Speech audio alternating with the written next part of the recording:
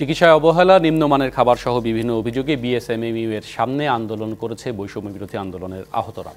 অভিযোগ, ফ্যাসিবাদের দোসররা এখনও হাসপাতালে থাকায় চরম অবহেলায় দিন কাটাচ্ছেন তারা। এ সময় রবিবারের মধ্যে হাসপাতালের পরিচালকের পদত্যাগের জন্য আলটিমেটামও দেওয়া হয়।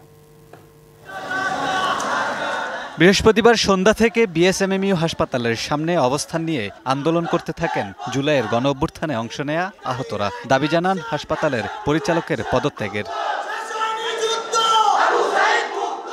এক পর্যায়ে হাসপাতালের পরিচালকের কক্ষের সামনে চিকিৎসার অব্যবস্থাপনা নিয়ে ক্ষোভ প্রকাশ করতে থাকেন। এ সময় বিভিন্ন স্লোগান দিতে থাকেন আন্দোলনকারীরা।